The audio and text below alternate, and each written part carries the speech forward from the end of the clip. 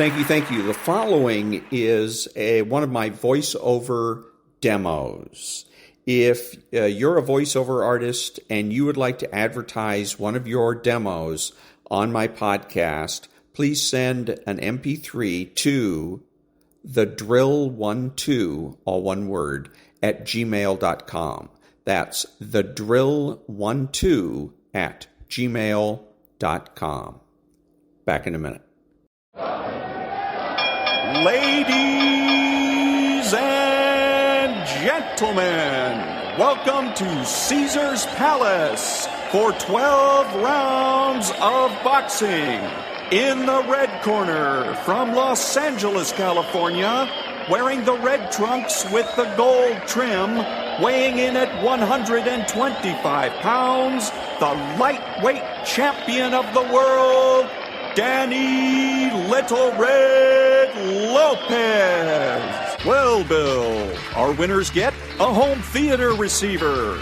That's right. Experience the full potential of high-definition video with this 72-channel digital home theater receiver from Yamaha.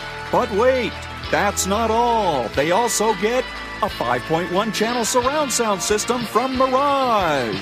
With 5 palm-sized speakers and a compact subwoofer cube, the MX 5.1 brings you huge immersive sound with Mirage's omnipolar technology. All from the Spiegel catalog, Chicago, Illinois, 60609. And they're taking closer order as down the stretch they come. Mr. Hot Stuff has 3 lengths to make up with chocolate candy last. On the rail, take the points behind that gallant son with chocolate candy gaining on the outside. In the lead is Pioneer of the Nile being tackled by chocolate candy. They're neck and neck as they come to the wire. And Pioneer of the Nile holds off chocolate candy and wins the Santa Anita Derby.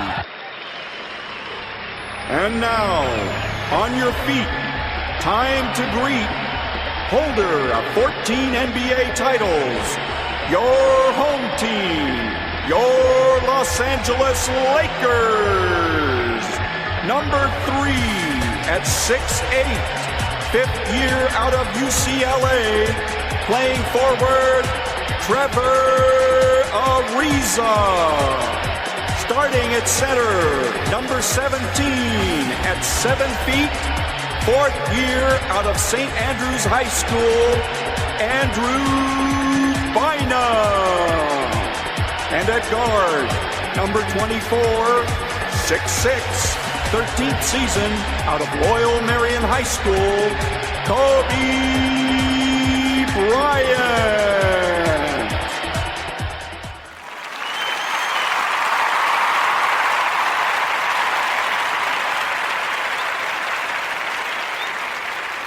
I think the hardest part about being a Christian was being better than everybody else.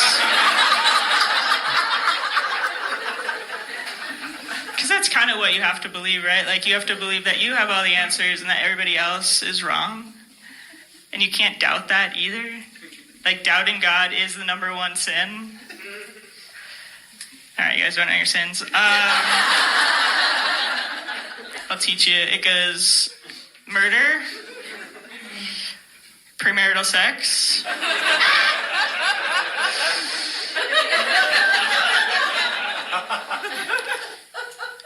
premarital gay sex,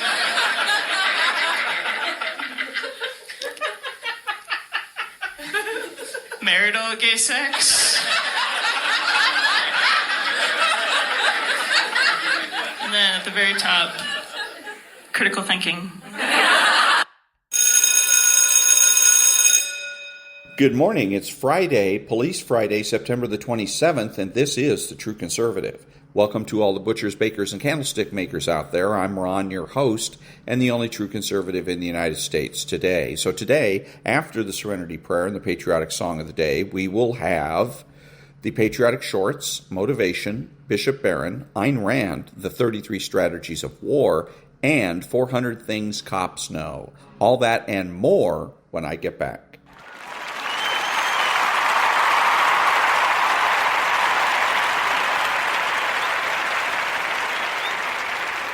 God, Grant me the serenity to accept the things I should not change, the courage to change the things I should, and the wisdom to know the difference. Amen.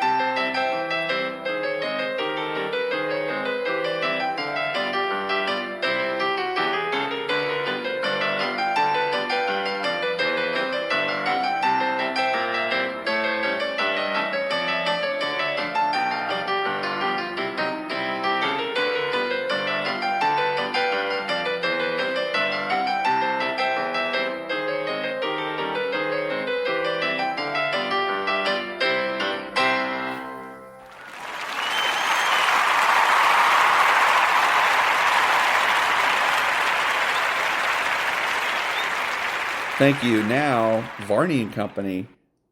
Stu, take it away. Good morning, Maria. Good morning, everyone. Yes, it is a big day today. The election's, 38 days away, and the candidates are campaigning hard. Kamala Harris goes to the border for the first time in 3.5 years. She's likely to blame Trump for the migrant mess. She'll point to the decline in border crossings recently, and she may claim success in fighting fentanyl. But it will be hard to get around the 8 million migrants who've come across on her watch compared to the 2 million under Trump. Big meeting today between Ukraine's Zelensky and Donald Trump. He's often said he could end the war very quickly. The administration agreed to send $8 billion worth of advanced weapons to Ukraine. New Fox polls show a very tight race. Trump is up 3 in Arizona. That's a border state, of course. Harris leads in Georgia by 3 points. Who and how will either candidate break out? To the markets, there is some reaction this morning to the latest reading that shows inflation easing. The Personal Consumption Expenditure Index, closely followed by the Fed, up just 2.2% over the past year.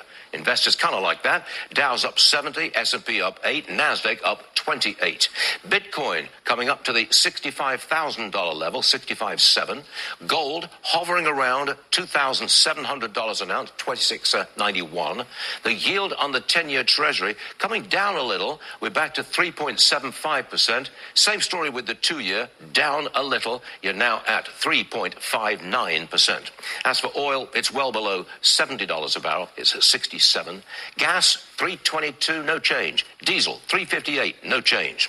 On the show today, about a half hour from now, Benjamin Netanyahu addresses what is likely to be a hostile United Nations General Assembly. He's already being greeted by ugly demonstrations.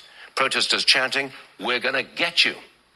Mayor Eric Adams, scheduled to appear in court later today, is charged with bribery.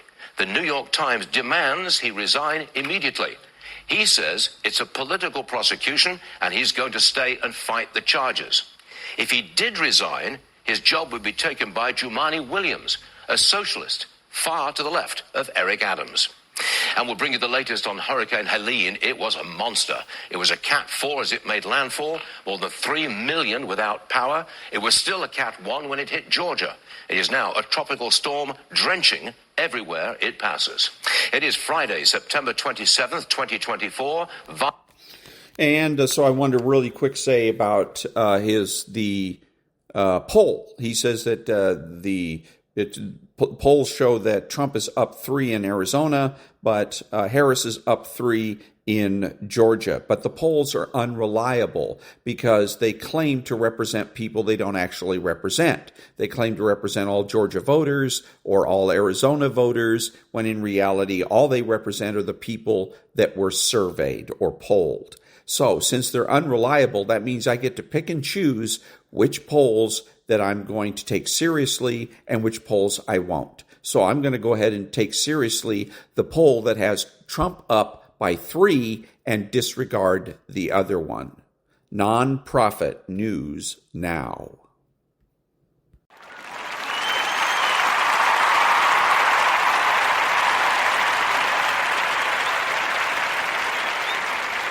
Thank you.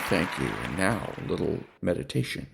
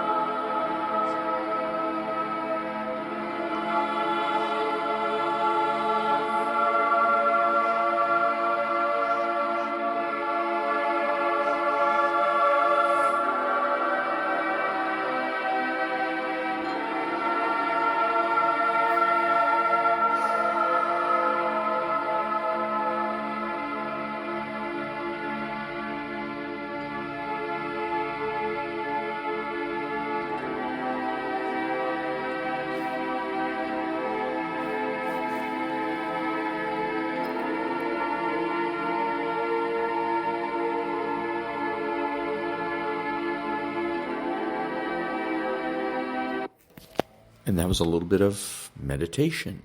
Back in a minute.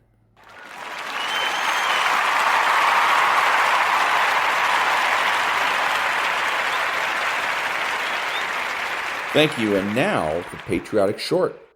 On December 25th, 1968, Airman First Class Charles King, a pararescueman, was aboard an HH-3E Jolly Green Giant rescue helicopter on a rescue mission of a downed Air Force pilot, Major Charles Brownlee, from a hostile area in Laos. Airman First Class King descended more than 100 feet on a hoist to assist the injured pilot. Upon reaching the ground, King freed Major Brownlee from his parachute, secured him to the rescue device, and then used the hoist to move the pilot closer to the hovering helicopter. Enemy soldiers then approached and fired automatic weapons at both men and the helicopter. Despite being wounded, Airman First Class King secured Major Brownlee and held on to the cable. As the helicopter ascended, the cable caught on a tree, causing it to snap, dropping both to the ground. Severely wounded, Airman First Class King made one last radio call, urging the helicopter to leave as the enemy was almost upon them. After days of unsuccessful searches, Airman First Class Charles King and Major Charles Brownlee were declared missing in action. And that was the patriotic short. Back in a minute.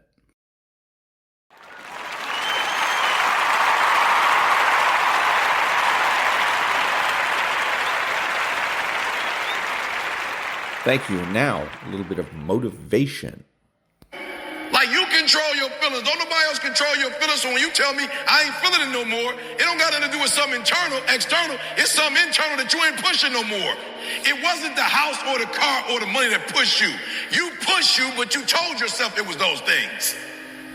It wasn't those things. Those are inanimate objects. Inanimate objects don't push you or move you. You push you move you. So if you're not being moved, that's on you. You're doing something wrong. You're not being able to go inside and push the right buttons. So the first thing is, you got to move you every single day. If you get to a point in your day and you down and out, if you get to a point in your day and you exhausted, you get to a point in your day and you're not feeling it, you can stop right there and change the mood. You control your feelings. You control your mood. Don't nobody control your mood. I want you to think about what level you on. Are you giving 90, 80, 70? Let's see what I'm saying for a minute. And most of y'all know me. You know me from where? Like, where would you know me from? Social media. Where would you know me from? Say it again. Social media. Yeah, I want you to pay attention to what I'm saying. Watch this. I give 120. So I just got up 12 years ago, just started getting online. It was a recession at the time. And I saw what was going on in America. I'm from Detroit. GM, Chrysler, Ford went down. People started going to the casinos, shooting themselves, killing themselves. I was like, I got a gift. I'm just going to get online and kill it. Every Monday I would get up. Thank God it's Monday. Kill it. Nike never sponsored me. Adidas never sponsored me. Under Armour never sponsored me. I get up every Monday and get a world something. Then it got crazy. I start meeting people and people be like, yo, E.T., what up? Thank God it's money. I'm like, ooh, they feeling this. So then I start doing it every day. And then I started realizing cats is really feeling this, and I started doing it 3 times a day. You wake up and get 3 videos from me. You won't pay a dime for it. That's 120. Ain't nobody paying me, but I'm giving it out year after year after year. Boom, commercials. Year after year, Meek like, I want to put you on my album. Year after year after year, I'm international. Year after year after year, I'm putting in that work, and I wake up one day, and what number am I as a speaker? Am I number 10 in the world? Am I number 5 in the world? Just take a guess what number you think I am. Number 1 in the world. I passed Tony Robbins, Les Brown, Zig Ziglar. Nobody paid me to do this. I just got up and gave 120%. And when you give 120, that's what happened. You become number 1 in the world. I want to ask you a question, seriously. What percentage are you giving? So we're going to start here. You're like, I'm giving 120, bro. I don't got no more to get at Panthers. I gave everything I got. I have no more to give. Like, I really put 120 into this. And do me a favor, don't lie, because we're not giving out no awards for this. So raise your hand if you're giving 120. Like, I ain't got no more to give, E. Good. I see you. I see you, E. I'm giving 100, E. I know I'm just doing at least what Coach want me to do. I'm doing everything Coach want me to do. Good, hands down. I'm giving about 90%, E. I'm going to be real. I'm giving about 90%. Let me see your hand. Yep, I feel you. I see you. Yep. E, I'm talented, bro. For real, for real. I know I look sweet out there, but I'm probably giving about 80% of my effort. Let me see your hands. I'm giving about 80%. Let me see your hand. 70%. Let me see your hand. All right, let's go back, because I saw some people didn't raise their hand. So I'm like, you know what I'm saying? So let's go back again. Like, maybe you didn't hear what I said. I said, like, I need you for you, not for me. I need you for you to admit where you are. Because once we go back out, my goal is to come here and take you to that next level. So when I came after 212 and I came back, some stuff happened after the next year and the next year. And that's what we're hoping to happen again. I feel like Coach don't play with me. He bring me in when he know he got a good group, and they just need to make a couple adjustments, and they go to the Super Bowl. So let's start all over again. You giving 120, bro, flat out. You ain't got no more to give. Let me see your hand. You ain't got no more to give. I see you. Yeah. And I'm talking about that grind. I get that grind. I'm in schools. I'm going to prisons. I'm doing everything I can. And when I go to bed at night, I hear, well done, thou good and faithful servant. I hear it. In my head, I hear it. Like, yep, you getting it, son. Let's go. You giving 100%. Let me see your hand. You giving 100%. Good, hands down. You giving 90%. Yeah, I see you, bro. I appreciate y'all. Yeah, you giving 80%. Let me see your hand. Good, let's talk real quick. What is it going to take to get to 120? I need y'all to talk back to me. I got two more things. What is it going to take for y'all to give 120? What is it going to take for you to give every single thing you got? What is that going to take? Well, why aren't you doing that right now? That's the question. I need somebody to help me out. You didn't raise your hand for 120. What is that going to take? And that's a little bit of motivation. Back in a minute.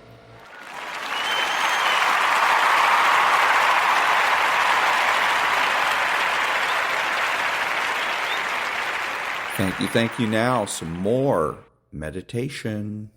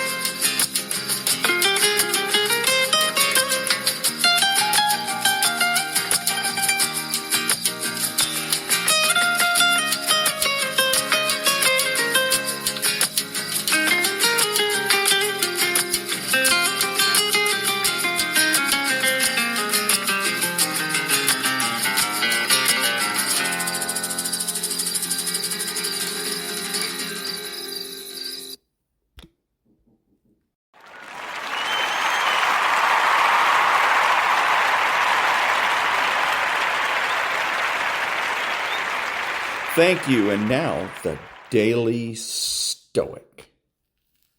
That sacred part of you. Hold sacred your capacity for understanding, for in it is all. That our ruling principle won't allow anything to enter that is either inconsistent with nature or with the constitution of a logical creature. It's what demands due diligence, care for others, and obedience to God. Marcus Aurelius, Meditations 3.9. The fact that you can think, the fact that you can read a book, the fact that you are able to reason in and out of situations, all of this is what gives you the ability to improve your circumstances and become better. It's important to appreciate this ability because it's a genuine ability. Not everyone is so lucky. Seriously, what you take for granted, others wouldn't even think to dream of. Take a little time today to remember that you're blessed with the capacity to use logic and reason to navigate situations and circumstances. This gives you unthinkable power to alter your circumstances and the circumstances of others. And remember that with power comes responsibility. And that was the Daily Stoic by Ryan Holiday. Back in a minute.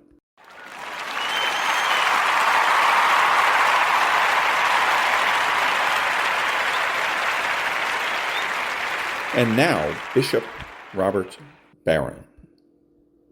Would God, in his infinite power, make it the case that 2 + 2 = 5? Well, heck, he's infinitely powerful. I guess why not? Would God, in his infinite power, make adultery a virtue? Well, I guess. I mean, he's declared adultery to be bad, but could he declare it something good? I suppose he could. Well, of course not. Because you're driving a wedge thereby between God's power and God's manner of being. Can God sin? Well, of course God can sin. God is infinitely powerful. Heck, I can sin. Why couldn't God sin? Of course, God can't sin. It would be repugnant to his manner of being. Therefore, it's no restriction on God's power to say God can't make 2 + 2 = 5. Because 2 + 2 being equal to 4 is simply a participation in the truth that God is. Thus, God's power cannot be at odds with God's manner of being. And that was Bishop Robert Barron. And now, the Ayn Rand thought of the day. Quote, if some men are entitled by right to the products of the work of others, it means that those others are deprived of rights and condemned to slave labor. Any alleged right of one man which necessitates the violation of the rights of another is not and cannot be a right. Unquote. That's Ayn Rand from Men's Rights or Man's Rights from the Virtue of Selfishness. Back in a minute.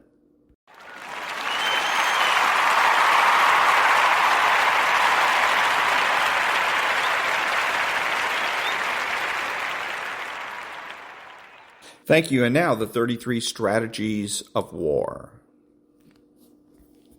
Interpretation. Hassani-Saba had one goal: to carve out a state for his sect in northern Persia, allowing it to survive and thrive within the Islamic Empire. Given his relatively small numbers and the powers arrayed against him, he could not hope for more, so he devised a strategy that was surely history's first organized terrorist campaign for political power. Hassan's plan was deceptively simple. In the Islamic world, a leader who had won respect was invested with considerable authority, and to the extent that he had authority, his death could sow chaos. Accordingly, Hassan chose to strike these leaders, but in a somewhat random way. It was impossible to see any pattern in his choices, and the possibility of being the next victim was more disturbing than many could bear. In truth, except for the castles they held, the Ismailis were quite weak and vulnerable, but by patiently infiltrating his men deep into the heart of the Sultan's administration, Hassan was able to create the illusion they were everywhere. Only 50 or so assassinations are recorded in his entire lifetime, and yet he won as much political power through them as if he had an enormous army. And that was the 33 Strategies of War by Robert Greene. Back in a minute.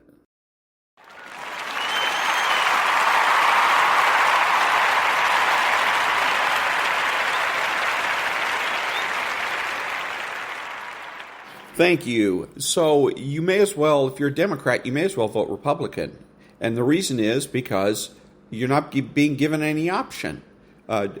Kamala Harris is becoming more of a Republican than a Democrat. She's not providing clear difference from the Republicans. She keeps co-opting the ideas that Donald Trump has come up with first. So, as Harry Truman once said, if you give the people a choice between voting Republican and voting Republican, they'll vote Republican every time. Back in a minute.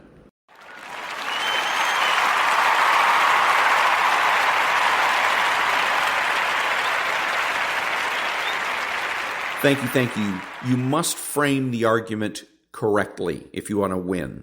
Describing the people that live on the street as homeless is wrong. Homelessness describes people that are victims, people that have no place to live because of catastrophic events that are beyond their control. The people that live on the street are self-destructive and should be properly described as trespassers or vagrants or squatters or even bums. Migrants is wrong. Animals migrate. Human beings immigrate and emigrate. People that come to our country are immigrants, and if they have cheated to get here, they are illegal immigrants. Describing a mass murder as a mass shooting is incorrect. A mass shooting is what happens at a gun range. A mass murder is what happens at an elementary school. Back in a minute.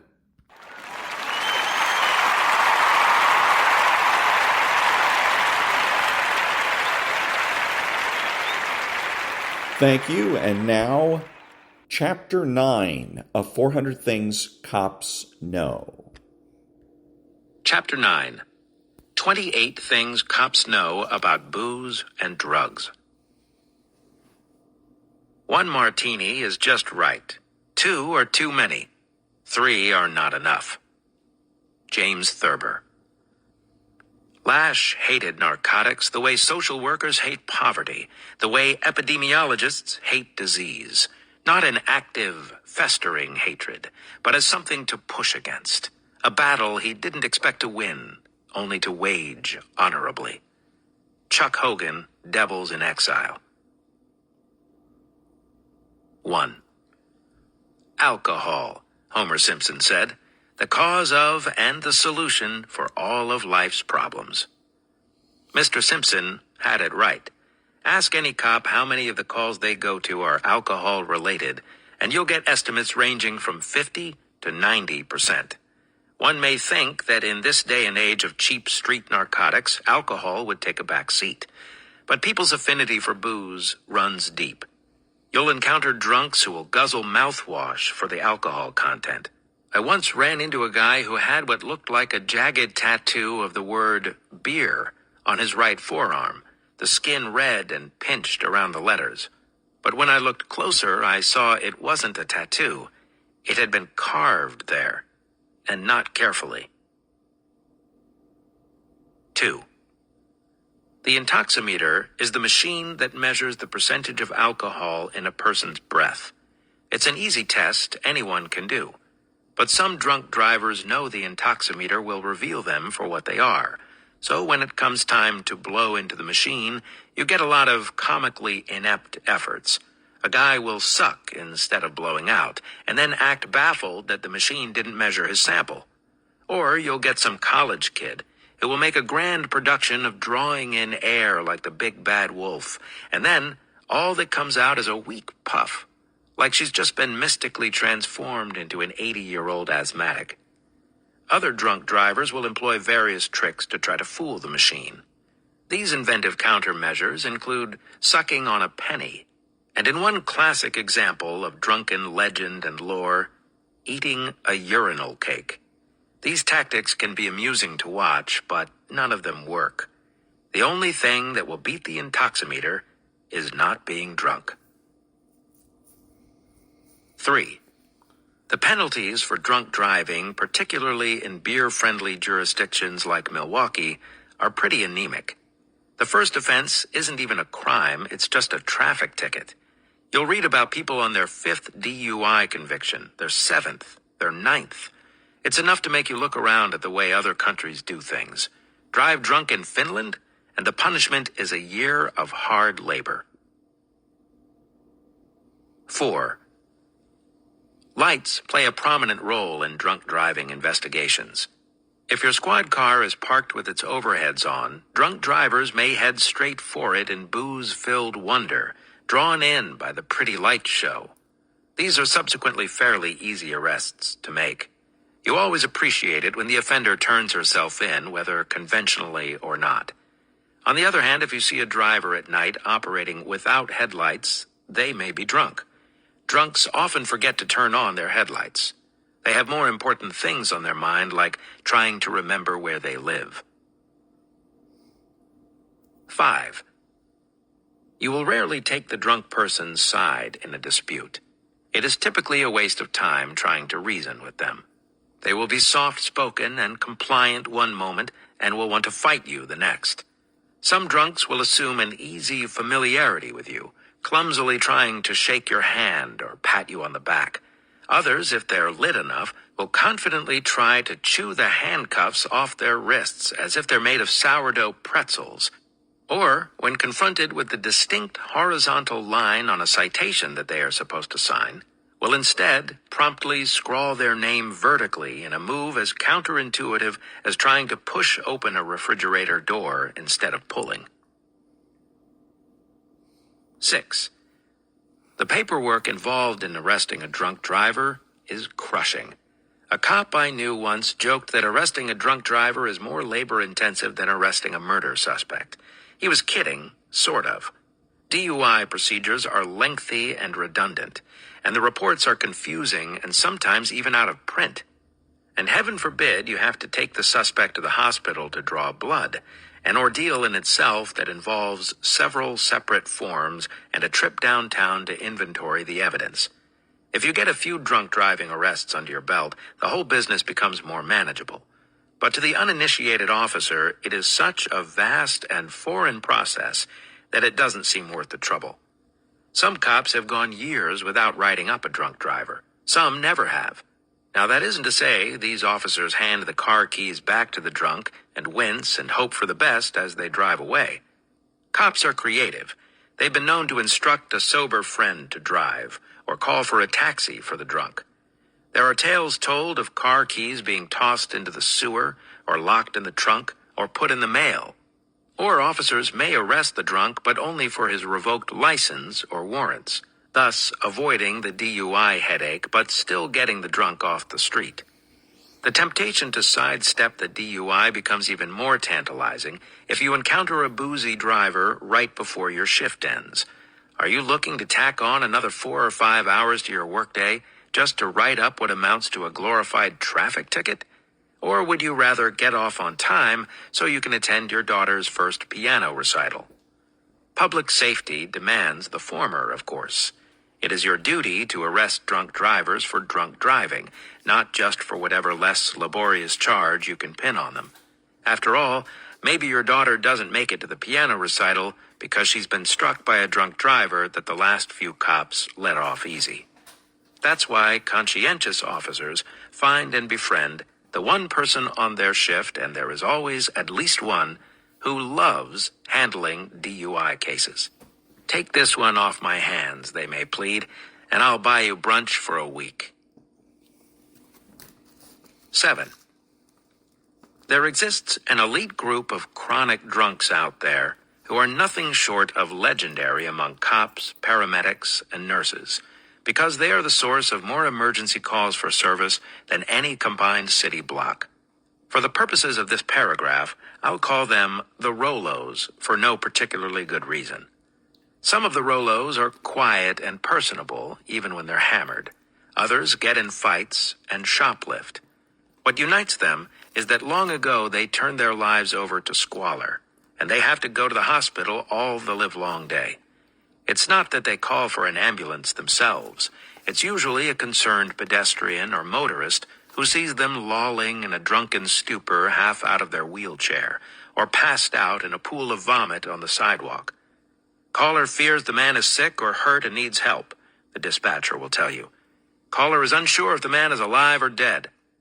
A description is then provided of the subject, and you know precisely who the caller is referring to, because you've dealt with him at least once a week for the last 6 years. "Oh, he's alive all right," you mutter. "It would take a Trident missile to kill that guy." When you make contact with the Rollos, their bodies are often covered in flies, and it's not rare to see an open wound so full of pus it resembles a melting candle.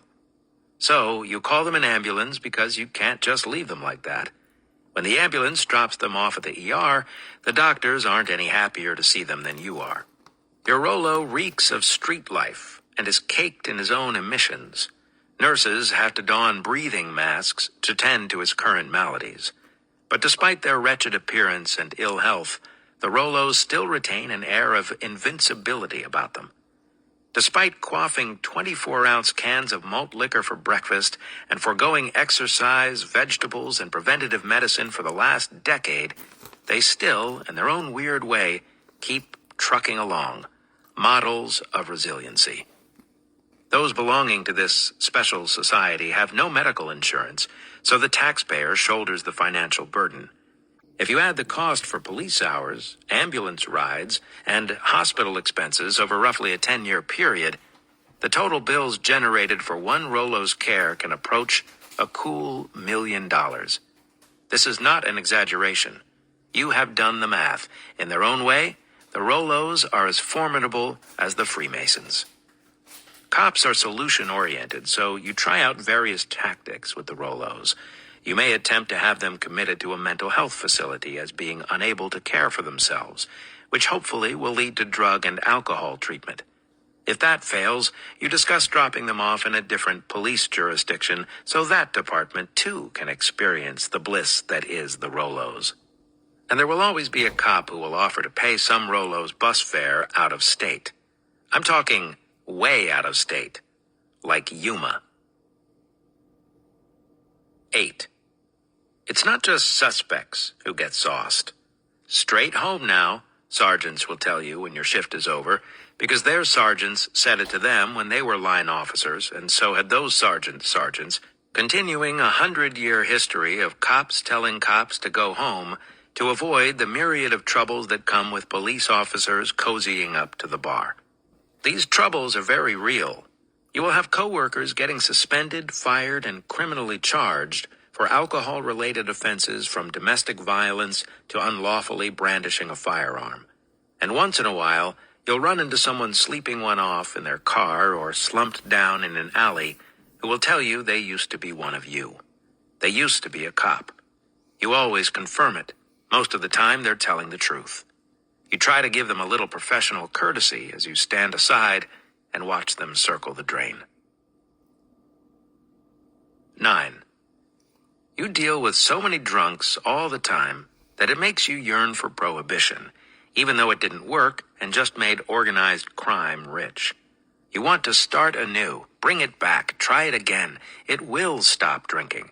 This time it will usher in a new era of sober prosperity and hope where the teetotaler will rule all she surveys. 10. Crack is a combination of cocaine and baking soda. If you want to know if someone smokes it, check their hands. If they're a regular user, their fingertips will bear burn marks from holding hot crack pipes. 11. Drug dealers hide their stash in toilet tanks, air vents, the plastic framing underneath their car dashboard, candy tins, the rim of their ball caps, and any and all bodily crevices.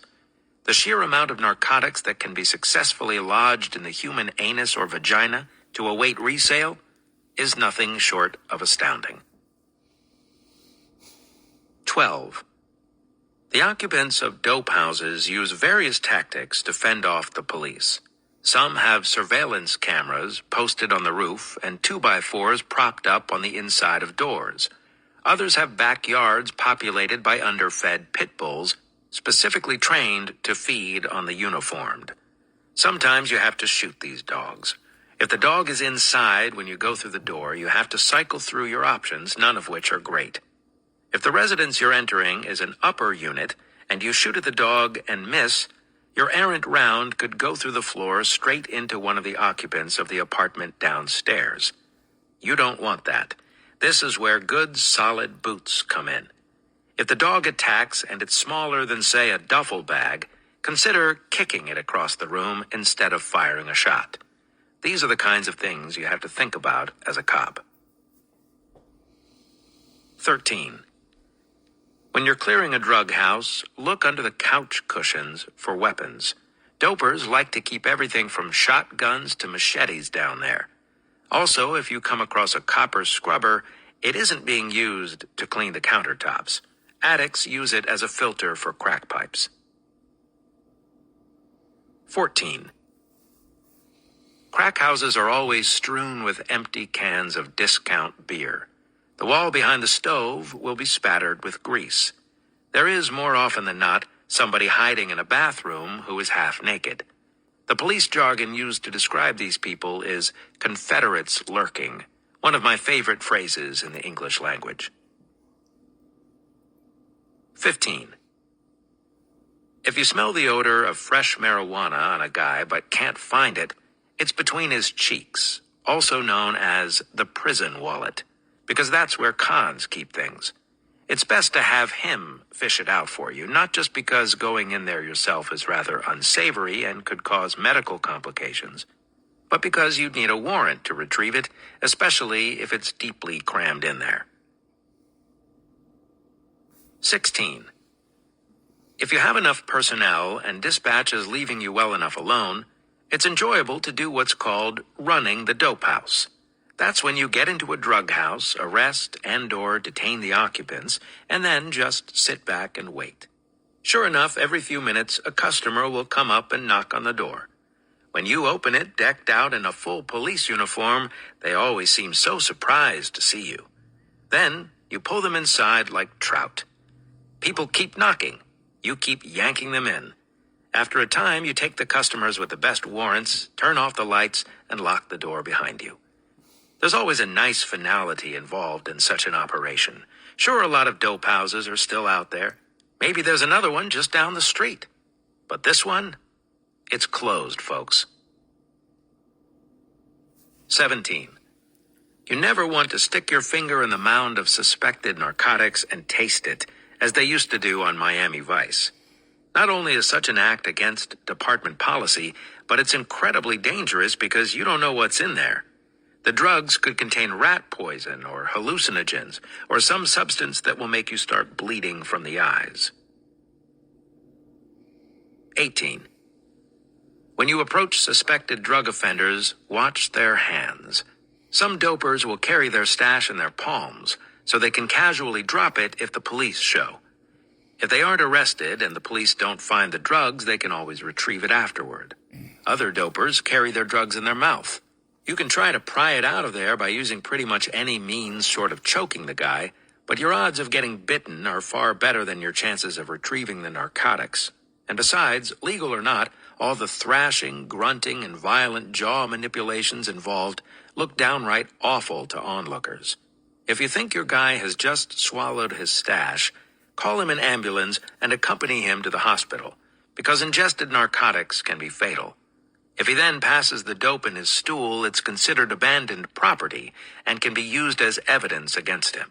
The downside of this approach is that not even the most enthusiastic officer wants to be on bowel movement monitoring detail or have to wrangle with any subsequent stool-covered evidence. 19. Crackheads typically have a good initial burst of speed when they run from you, but start to slow drastically after about 30 yards, plodding along on wasted legs. When you catch them and a teachable moment presents itself, you might recommend a combination of a sensible diet and regular exercise if they want to be successful in their next flight from law enforcement. 20. IV drug users who clean their syringe with a cotton swab may unknowingly leave traces of cotton on the needle. So the next time they shoot up, they inject those strands into their veins. This makes the skin swell up and crack open. This is known on the street as cotton fever. 21. When you find dope in a suspect's pants pockets, he may claim those aren't his pants. A vapid protest that always makes me recall the last time I wore someone else's pants, which was around age 9 when I borrowed my brother's corduroys. 22. If you open the backpack of a meth user, you are guaranteed to find at least 2 things: porn and bicycle parts. The former is present because meth enhances the sexual experience to the point where some tweakers will literally rub themselves raw when masturbating. The latter is there because meth heads collect a lot of random crap, tend to gravitate toward things that are shiny, and long ago sold their car for drug money, leaving some rickety, cobbled-together Schwinn as their chief mode of transport. Meth users are also quite fond of identity theft, so among their belongings you often encounter someone else's welfare check, a bunch of stolen mail, a dozen credit cards, none of which are in their name. It's just a big backpack full of crime, left for you to sort through. This sorting process is known in the police business as peeling the speeder onion, because layers upon layers of criminal offenses were involved in the acquisition of these items. We're talking auto burglaries, street robberies, and home break-ins. The best part is when you ask the speeders how they obtained any of these items. If they say anything at all, it will boil down to one of 2 things. A, I just found that on the street. I was going to turn it in. B, that's my friend's card and I'm just holding it for him. Really? You might say, as you look at the name on the platinum frequent flyer card and then look at this hapless, scabby meth addict wearing a rope belt. And how is it exactly that you are acquainted with Lewis Winthorpe III? Do you summer together on the Cape? 23.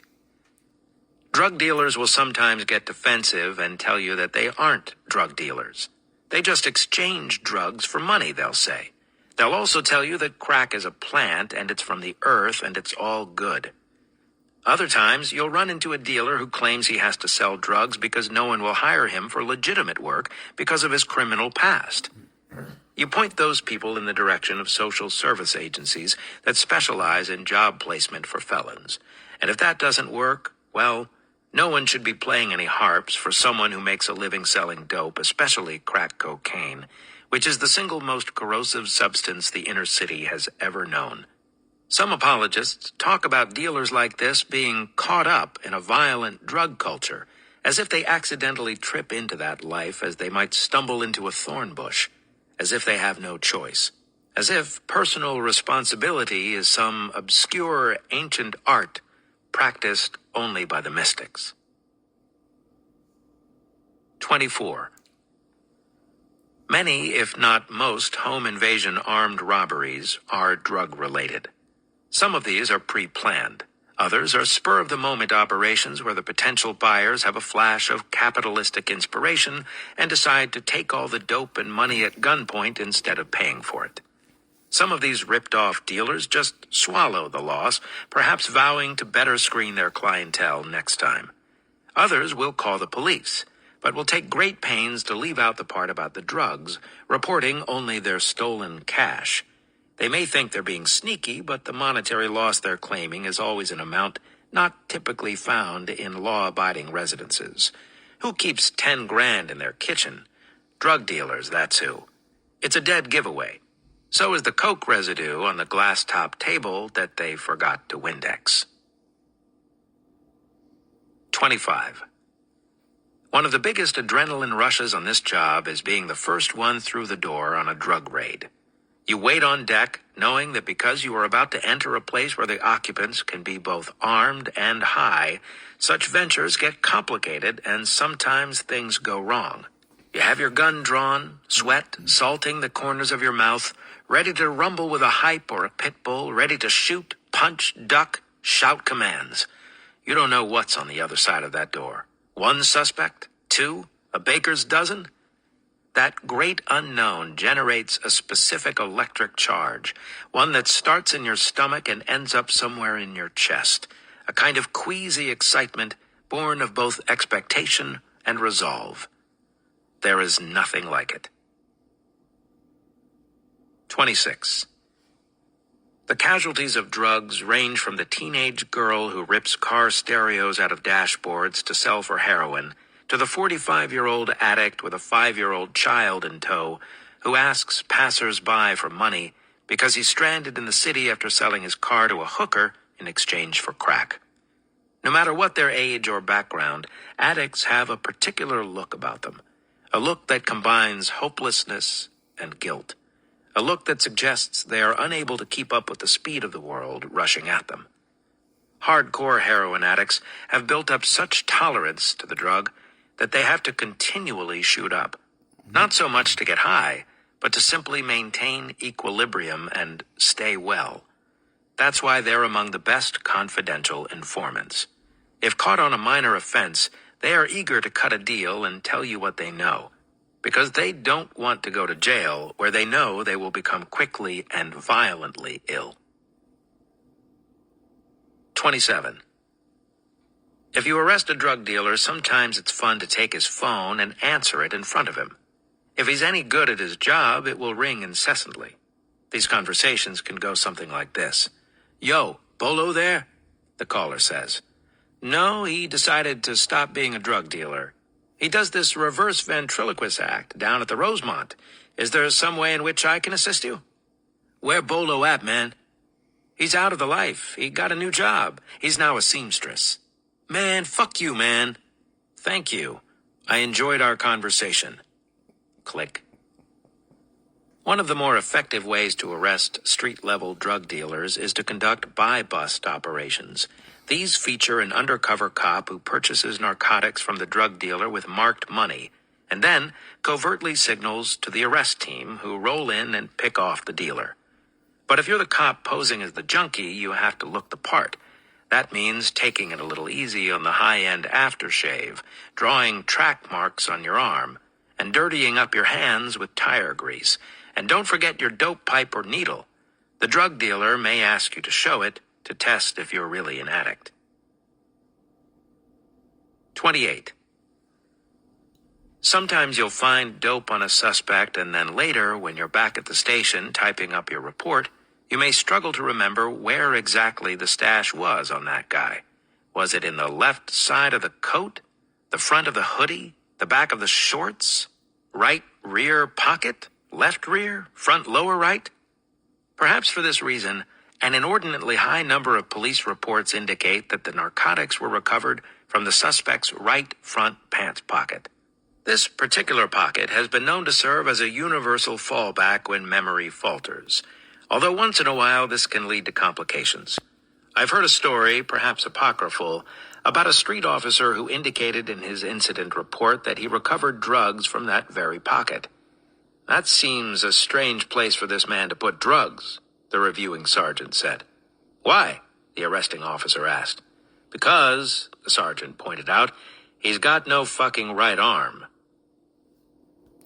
And that was Chapter 9 of 400 Things Cops Know, Street Smart Lessons from a Veteran Patrolman by Adam Plantinga. Back in a minute.